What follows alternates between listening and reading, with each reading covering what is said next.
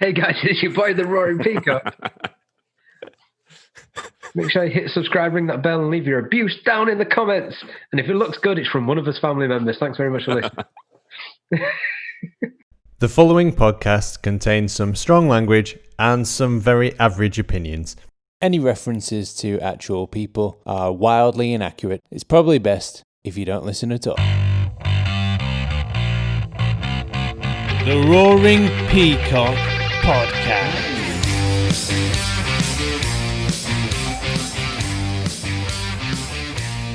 Welcome back to the Roaring Peacock Podcast. This is the match preview between Farmers League Crawley Town and Premier League greatness, Leeds United. My name is Adonis. You know me as the Adelites on Twitter. And joining us today is our wonderful Riot Badger.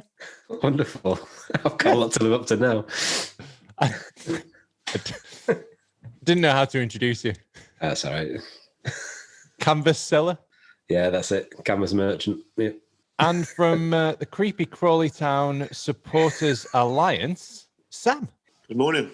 Very serious there, Sam. And first on the agenda from Sam is food retail. So, basically we are terrible at the FA Cup. How many cup games have we won? We've recently? not won a cup game since 2017. 17 wins in the last 41. Yeah. It's not looking good. But enough about us. We know a lot about Leeds United. Sam, can you tell us about Crawley Town? Because no offence, but never heard of you. Okay. Not a problem. You'll hear about us Sunday afternoon. Don't you worry about that. Yeah. Don't you worry about that. We'll follow your progress in Sam. the FA Cup after you beat us. So. Your favourites Yeah, exactly, going into yeah. this game, mate. We've predominantly been in the non-league. We've only been in the Football League for the last 10 years, really. So we've always been in the non-league. We got promoted to the League Two about 10 years ago. And actually, Steve Evans was our manager then, obviously, who managed you guys for a bit, didn't he? So, Oh, yeah, of course, yeah. He tried to take us to League Two as well. Yeah, so Crawley and Leeds having Steve Evans in common, I never ever thought that would happen 10 years ago. That was a bit incredible when he joined Leeds. So yeah, we went straight through to League One. We went from the Conference to League Two, straight through to League One. Had 3 years in League One. Probably punched above our weight, but some great times. We won away at Sheffield United, we played away at Wolves, won away at Preston, beat Bournemouth at home just before they started their rise. So some really amazing times. Bear in mind, we used to be playing Hinckley and Grantham and Moor Green. To go and play those sort of teams, it was great. And then the last 5 years, we've kind of been around the bottom half of League Two. But we have got the second smallest fan base in the Football League behind Morecambe. So kind of to be in the Football League still is probably punching above our weight. Obviously, we want to try and get back to League One, but yeah, we're kind of a little small Football League club just by Gatwick. Doing all right. We've had a few cup runs, played Man United away in the FA Cup 5th round.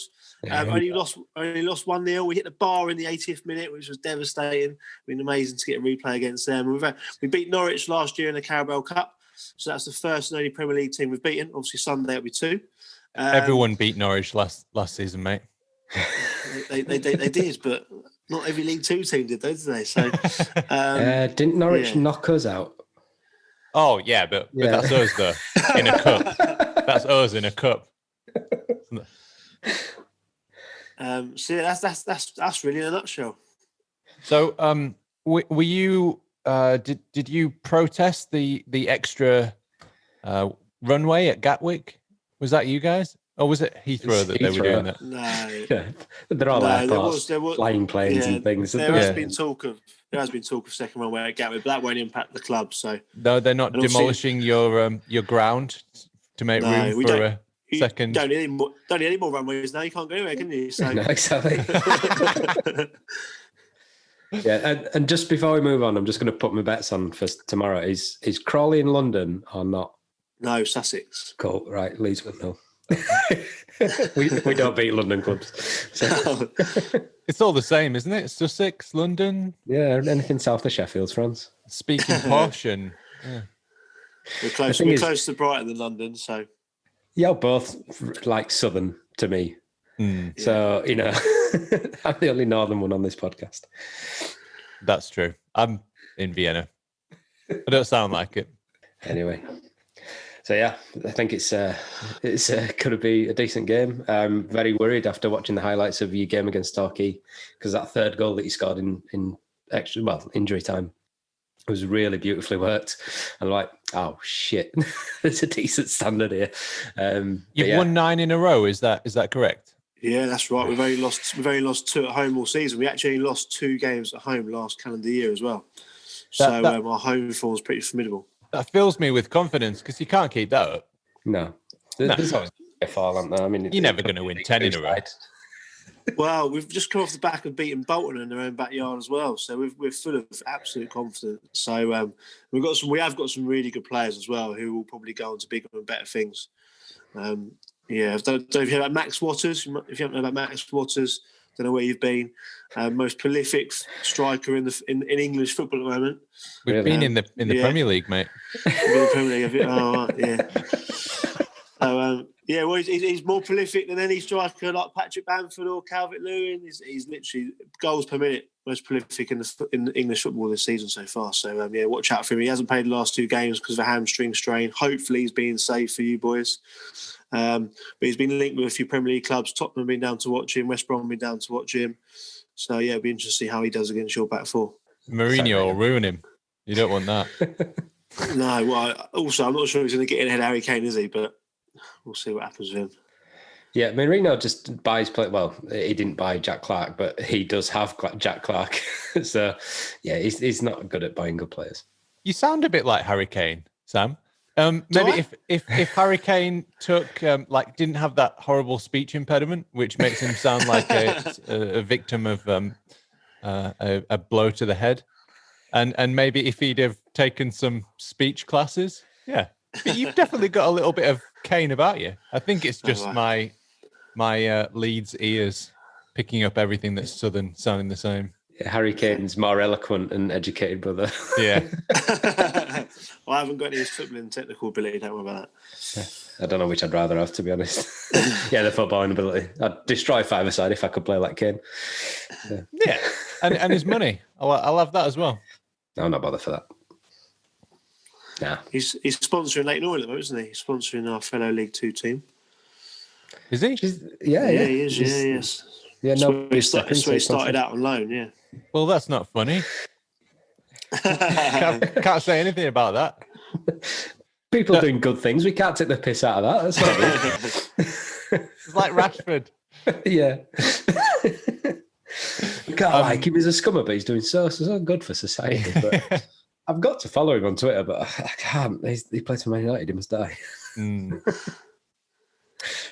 So, Sam, what is your what's your footballing style? I'm guessing you just you shared the name Sam, with Big Sam Allardyce. I'm guessing that's just a coincidence. Yeah, no, our football style is really interesting. So what John Ian's really good at, and he's only been here just over a year now, he mixes it up. So some games will play 3 at the back, some will play 5 at the back, some will play 4 at the back. And you never really know what team he's going to pick or how he's going to play. And I think he adapts it to the team he plays. But we like to play through the team. We like to get it forward quickly, but not really play hoof ball. And we sometimes play a diamond in midfield, but we've got a midfield player called Jack Powell, who's really technically gifted, and he was one of the players who put the balls through for one of the goals we get was Torquay. And we've got another player called Tom Nichols, who kind of plays behind the strikers. He's been exceptional the last few games. So we like to get the ball forward quickly through the middle. We don't really use the wings too much because when we're playing 5 at the back, the wing backs sit quite deep and haven't really got any out-and-out wingers. But yeah, we like to get it forward. We've got some pacey strikers in Max Waters and Ashley and Addison. So yeah, we'll mix it up. You won't really know what to expect. I couldn't tell you now whether we're playing 4 at the back, 3 at the back, 5 at the back, and even when the team's name, we've got Tom Dallas, who's a centre half, and he can play left back. So sometimes it looks like it might be a 5, but it's a 4, and we can adapt it during games. Which I think, obviously, we all know that Bielsa's well known for doing his spying on his opposition. Let's say, but I don't think even he's going to know what we're going to play on the day and what sort of formation we're going to set up in. So yeah, I'm not going to give you too many ideas. So you've got a player called Dallas who's playing out of position? Tom Dallison. Not Dallas. Yeah, no, it's Tom Dallas. Yeah. Yeah, I'm going to say that's too much of a coincidence. Yeah, Stuart Dallas is doing well at fullback, isn't he? He's in my fantasy team actually. Yeah, he's in mine. He's such good value for fantasy football. Yeah. That was an awful lot of information you just packed into a paragraph there. Not once was the only way he's Essex mentioned. Oh, yeah, let's not talk about Mark Wright. Absolute PR disaster that is. Do you reckon that's what it is? Just a PR stunt? Oh, well, guess who we signed last night? It's 7:00. We signed his brother from Leighton Orient, Josh Wright. But actually, at least Josh can play football. So yeah, Mark Wright. Let's get that out of the way because it's a bit of a bugbear for me. So he played for us in 2006, 2007 when we were a proper non-league team. He's never played a football league game. Obviously, after playing for us, he's gone on to the dizzy heights of whatever celebrity status he is. I had people messaging me out of the blue I hadn't spoken to for years saying, "Oh, you signed Mark Wright." I didn't know who he was. And I thought, all these females messaging me. I thought, who's this guy? So yeah, we've signed him. We've already got 3 left backs, and he plays left back. So he's eligible from the 1st of January. He didn't make the squad at Bolton. Obviously, we've got a BBC documentary about it, which scares the life out of me because actually he might play. And look, if he plays and does great, fantastic. But I don't really know. If any other team had signed a 33-year-old who had never played a Football League game, everyone would be raising their eyebrows saying what's going on. But I think just because it's Mark Wright, it's got a bit of publicity. But yeah, we signed his brother, Josh Wright, last night, who used to play for Millwall. He's all right. He's half decent. But yeah, I don't know. But I bet, I'll tell you what, with 9 players named on the bench, Mark Wright will be on the bench tomorrow, just for PR, 100%. And the BBC is all they'll talk about. Yeah, that's it. It's like, oh yeah, and Towie Star right on the bench, and just close-ups of him while Leeds or Crawley are on the attack. Yeah, that's how it'll be. But you know what they say, 2 rights don't make a wrong. I mean, no, it's not right. The only way is Essex, and I'm a celebrity, get me out of here, and Strictly Come Dancing. Yeah, and Sacred as well. He did Sacred, and he's on Heart's evening show. Yeah, without saying, I'm a bit nervous. I've been quite publicly opinionated on it, and I do hope. Well, I suppose I hope he does. To be fair, but I do hope he doesn't score us the winner to make the playoffs at the end of the season because I'll beat a lot of humble pie. He was the best man at the wedding of Jade Goody and Jack Tweed. Yeah, where are they now? Oh shit! He's married to Michelle Keegan as well. So footballers married to soap stars. Never works. Mr. Kewell. Well, I'm not sure she'll be popping down to the People's Pension Stadium to take in a game anytime soon. He's on The Bachelor as well. He was the presenter on that. Oh wow! And a contestant on 2019 Strictly Come Dancing Christmas Special. We've got no celebrities like that on our team. I'm worried now for Sunday. I guess he wasn't on the 2020 Christmas Special because they thought we'd all suffered enough. Right, yeah. So we don't know what your style of play or formation will be, but you probably know exactly what our style of play and formation will be because we don't fucking change it. Nope. We didn't change it once for 3 years. Didn't change it for Scum away at Old Trafford, so we're definitely not going to change it for Crawley Town away. Well, it's served you right the last few years, isn't it? You've done really well. Thanks, mate. It's a little bit like we either do well or we don't. There's no in between. There's no middling. So we'll either get beat by a good team or we'll beat a good team. And where we find it difficult is if a team sits back. But looking at them highlights against Torquay, I don't think you guys sit back at all. No, I think it's interesting. We went to Forest Green last week and we played like a 5-3-2. And the starting 11, I was like, what are we doing? Why are we so defensive? But we still managed to win. And we didn't actually sit back, even though the team looked like we sit back. So, yeah, I noticed Leeds have only drawn a couple of games this year. So I think there'll definitely be goals on Sunday, that's for sure. One thing I'm interested about Leeds next year, look at Sheffield United. They've had a style for the last 3 or 4 years that's always served them well. But after their first year in the Premier League, they've just plummeted. So it'll be interesting to see how Leeds do next year, because they'll definitely start this year. But whether teams will suss them out for next year's Premier League campaign and whether they can survive or not. I mean, I am biased, but I think we're in a different sort of class to Sheffield United. Like the recruitment that we did this season going up is not Billy Sharp. It's not that their kind of calibre of player that they've recruited with. And they haven't recruited well in the summer window either. So I think the Masters are their own downfall, really. I think they've gambled a lot on this season and thought, they could stay up with the same kind of squad that they had the previous, and 2 points. I'm sure they literally found Chris Wilder in the pub. Yeah.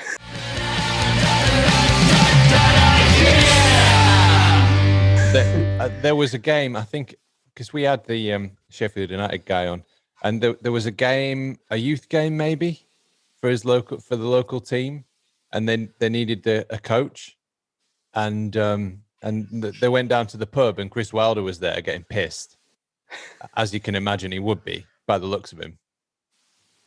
And that's how his career started. And Bielsa, I mean. Yeah, if you look at Wilder against Bielsa, but then to be fair, if you look at your previous managers, Chris Wilder or Steve Evans, Chris Wilder 17 times over Steve Evans, and he'd probably still not weigh the same. So I think all right. We've got David Hockaday, who's ex of Forest Green, like you've just mentioned. I remember that. Oh yeah, blimey, yeah. Heckingbottom. Oh my God. So there is a rather despised ex-player that we should probably talk about. Yeah, also married to a soap actress. So Harry Kewell. Oh yes, Harry Kewell. Yeah, of course. Yeah. Can you talk about him? How was that? Was it terrible? Was it shit? To be fair, it's really interesting because he came in and really tried to change our style of football to play like a Liverpool or a Man City, and it kind of started League Two. It was a bit like, "Oh, what are you doing, mate? We're playing like that." But I think the players bought into him and respected him. But he was very different to a lot of low league managers in terms of, obviously, he was quite big for his boots in terms of with like fans and maybe some sponsors, etc. But when he left, people weren't really bothered. Normally when a manager leaves, either everyone's gutted or everyone's really pleased. But it was kind of half and half. And actually, after he left, we didn't really do much better without him. The guy that came in, Gabriele Cioffi, who's now assistant manager at Udinese in Serie A, didn't really take us on. And it would have been interesting because obviously Kewell left for Notts County, who at the time were struggling, and they didn't really get enough time there. But I think if Kewell had been given longer, he might have done all right, and we could have been in the same position to we are now, because he just tried to change the whole brand of football. And I think he's probably learned a lot of mistakes from his first job at Crawley. And he's doing all right at Oldham now. Started quite poorly at Oldham, but is doing really well now at Oldham with not a big budget. So it'll be interesting to see how his career as manager develops, because he's kind of done okay. But I'm not sure he'll reach the dizzy heights of the top two leagues as a manager. But yeah, he was all right. We tried to play some good football. We brought some good players in who have gone on to bigger and better things. But not nowhere near as good a manager as was a player. Superb player, wasn't he? No. And an even worse human being, to be honest. Yeah. Horrible cunt. Imagine if Notts County had been complicit in the murder of 2 Crawley Town fans. And then that's probably how you'd feel about Kewell, and that's how we feel about Harry fucking Kewell. Yeah. He did it right at Liverpool, didn't he? Yeah, it's just when he went to Galatasaray. Yep. So I hope he stubs his toe on every piece of furniture in his life and trips up every third step.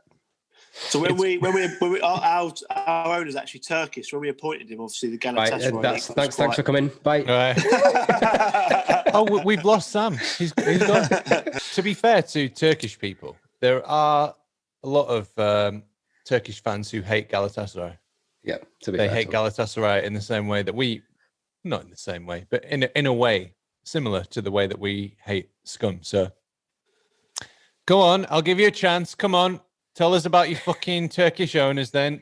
Oh no, I was just going to mention that's how we thought that he came to the club.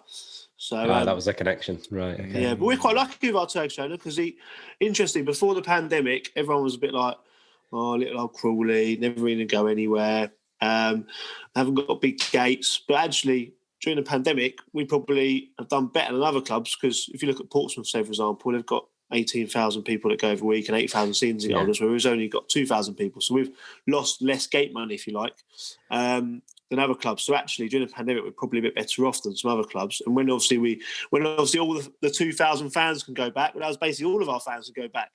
We had 1,300 for a couple of games. We have 600 season holders. So, yeah, but our Turkish owner, he bankrolls us, and he covers all the losses every year, so we're really lucky to have him. And he's been here a few years now. Hopefully this will be a promotion season. So this Turkish owner that bankrolls you, that's got all the money, is he the one that's asking for the TV receipts from Leeds United to donate towards Crawley Town? No, that was John Yems. That was the manager, right? Okay. Yeah. I think that's right though. I think that's right. To be fair, I do, and I think we would have done it anyway. But I think downright asking for it is a bit cheeky, especially in public.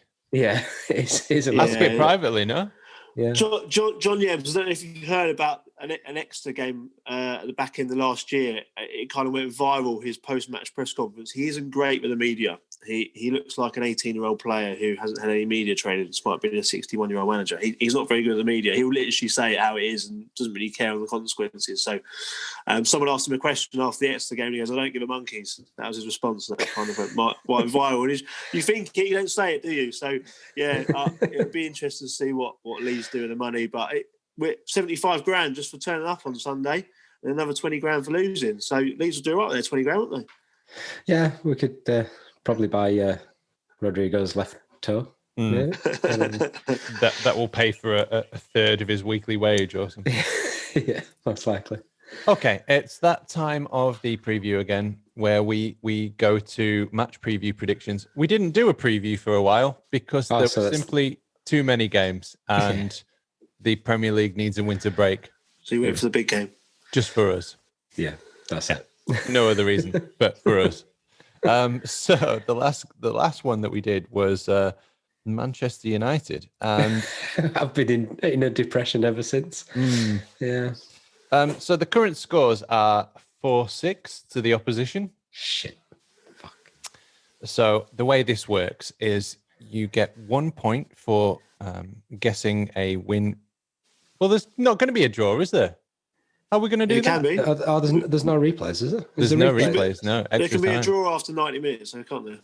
No, we'll go with outright, I think. Yeah. So let's say... Okay, well, you're going to get a bonus point if you pick the draw. Maybe we say that? Or is that too stupid? So, yeah. Okay. So you get 1 point for a win, 1 point for a loss, or 2 points for the draw. And if you guess the exact scoreline, you get an extra 2 points. And you also get 1 point for a correct scorer. But if you guess a scorer and they don't score, it's -1. So with all that in mind, Sam, what is your score prediction? I want to go 2-2. And I think I think Tom Nichols will get on the score sheet. Alex? I don't know. It's one of these where I could easily predict a 4-0 win to Leeds, but quite as easily predict a 1-0 win to Crawley, where the only way is Essex star rises at the back post like a salmon and puts us out of the FA Cup. I'm going to go for 3-0 Leeds. Scorers, though, I'm not going to predict a scorer because I have no idea who's going to fucking play. So, yeah, just leave it at that. Okay, good tactic. I think those minus points have come back to bite a few people recently. Yes. What did I predict? Just out of interest, what did I predict from the Man U game? It wasn't you, it was Cookie. Oh, it was Cookie. Right. So it's the only time Cookie stepped in for you. Cookie predicted 4-3 Leeds. Bamford 2, Rafinha 1, Dallas 1, Rashford hat-trick. And the Scummer predicted 3-2 Scum with Bruno, Rashford, Bamford and Rafinha scorers. And he got -1 and Cookie got -2. Oh, well. He can do it again. He's probably getting less minus points than I am. Right, yeah. What is there left to talk about? Anything? Have we done it all? I've got a question for you guys. Do you actually care about the FA Cup this year? Are you a bit more worried about the banana skin, or do you just think whatever happens, not really bothered, just want to focus on the Premier League? If you could guarantee... Oh, do you want to go first? No, I'm just saying as an individual fan, I would rather be out of the FA Cup because the safety in the Premier League is more important. As a fan base, you will find a very big mix of people who want a cup run. And somebody last night who said, why don't we just have a cup run when we're safe in the Premier League?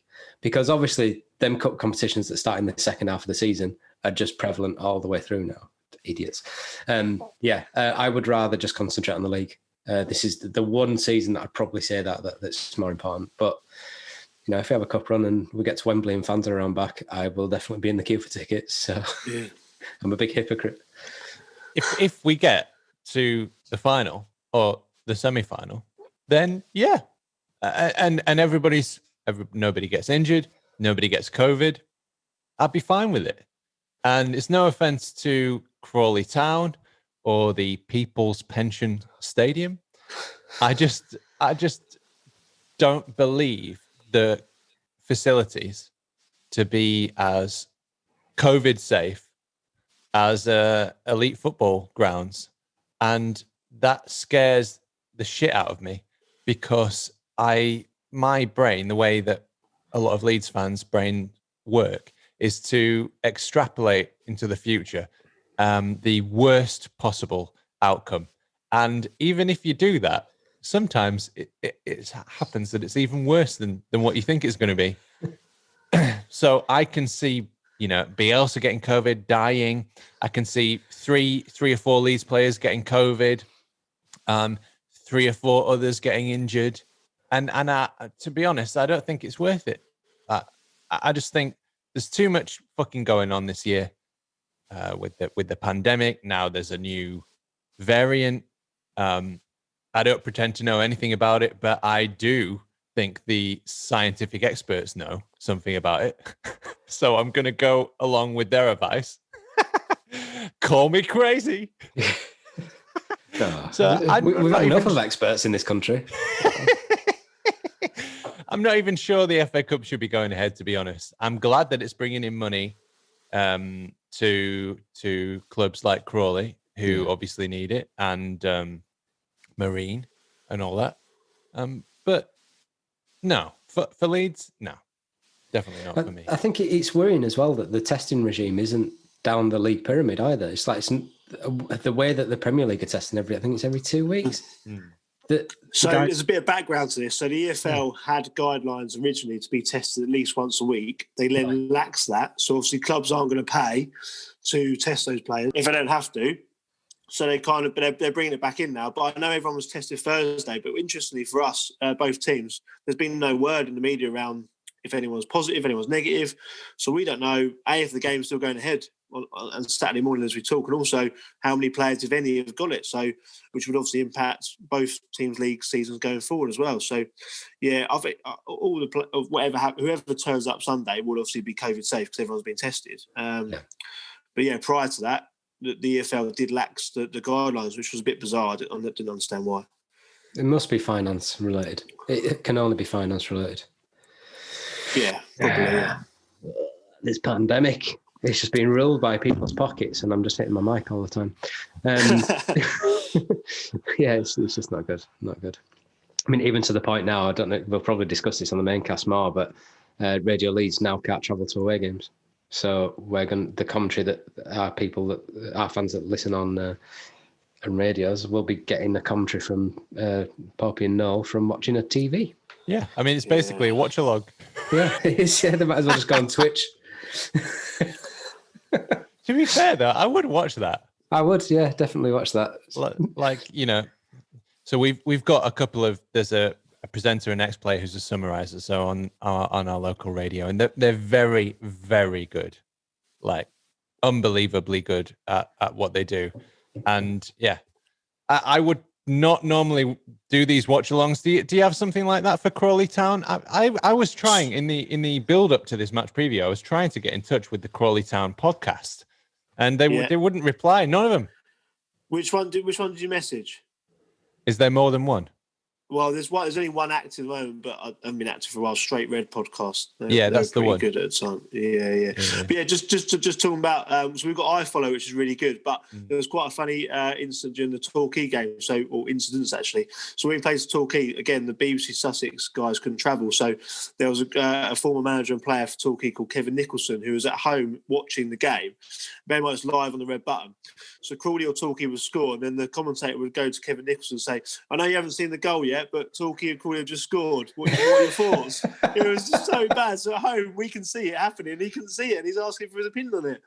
But iFollow has been really good for lower league fans, being able to watch the games. Obviously, the big boys like yourselves, BT Sport, Amazon Prime, Sky Sports, but iFollow has been really good. We get to watch all the games, and it'll be interesting to see how long that continues for. And obviously, it funds the clubs as well, £10 a game. So you're saying it was Walky Torquay versus Creepy Crawley? yeah, virtually, yeah. Just out of interest, so Leeds regularly are voted the most hated club in England. Do you hate Leeds? No.